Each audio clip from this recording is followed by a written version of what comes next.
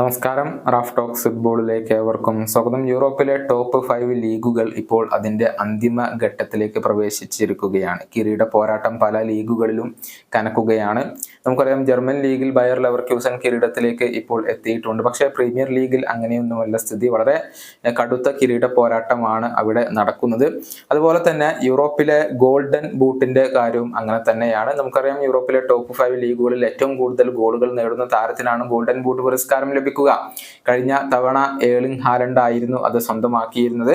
എന്നാൽ ഇത്തവണ ആ ഒരു പുരസ്കാരത്തിലേക്ക് കുതിക്കുന്നത് സൂപ്പർ താരം ഹാരി കെയ്നാണ്. അദ്ദേഹം ബുണ്ടസ് ലീഗയിൽ ബയേണിന് വേണ്ടി 32 ഗോളുകൾ ലീഗിൽ മാത്രമായി കൊണ്ട് നേടിയിട്ടുണ്ട്. ഒന്നാം സ്ഥാനത്ത് തുടരുന്നത് അദ്ദേഹമാണ്. രണ്ടാം സ്ഥാനത്ത് വരുന്നത് കിലിയൻ എംബപ്പയാണ്. PSG വേണ്ടി 24 ഗോളുകൾ അദ്ദേഹം ലീഗിൽ സ്വന്തമാക്കിയിട്ടുണ്ട്.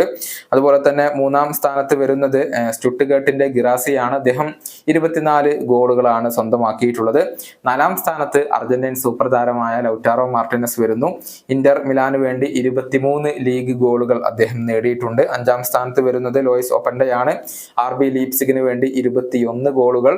ആറാം സ്ഥാനത്താണ് നിലവിലെ ചാമ്പ്യനായ ഏർലിംഗ് ഹാലൻഡ് വരുന്നത്. മാഞ്ചസ്റ്റർ സിറ്റിക്ക് വേണ്ടി 19 ഗോളുകൾ. നമുക്കറിയാം, പരിക്ക് കാരണം കുറച്ച് മത്സരങ്ങൾ അദ്ദേഹത്തിന് നഷ്ടമായിരുന്നു.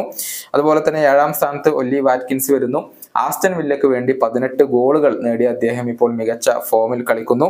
എട്ടാം സ്ഥാനത്ത് ജൂഡ് ബെല്ലിംഗ്ഹാമാണ് വരുന്നത്. റയൽ മാഡ്രിഡിന് വേണ്ടി 16 ഗോളുകൾ അദ്ദേഹം ലാലിഗയിൽ സ്വന്തമാക്കിയിട്ടുണ്ട്. ഒൻപതാം സ്ഥാനത്ത് ഡൊമിനിക് സൊലാങ്കെ വരുന്നു. 16 ഗോളുകളാണ് അദ്ദേഹം ബേൺമൗത്തിന് വേണ്ടി കരസ്ഥമാക്കിയിട്ടുള്ളത്. പത്താം സ്ഥാനത്ത് മുഹമ്മദ് സല ലിവർപൂളിന് വേണ്ടി 16 ഗോളുകൾ നേടിയിട്ടുണ്ട്. ഇതാണ് ആദ്യ 10 സ്ഥാനങ്ങളിൽ വരുന്നത്. ഒരൽപ്പം മുന്നിലുള്ളത് ഹാരി കെയ്ൻ തന്നെയാണ്. അദ്ദേഹത്തെ പരാജയപ്പെടുത്താൻ എംബപ്പേക്കോ അതല്ലെങ്കിൽ ഏർലിംഗ് ഹാലൻഡിനോ സാധിക്കുമോ എന്നുള്ളതൊക്കെ കാത്തിരുന്നു കാണേണ്ട കാര്യമാണ്. ഈ വീഡിയോ അവസാനിപ്പിക്കുന്നു. കാണാം.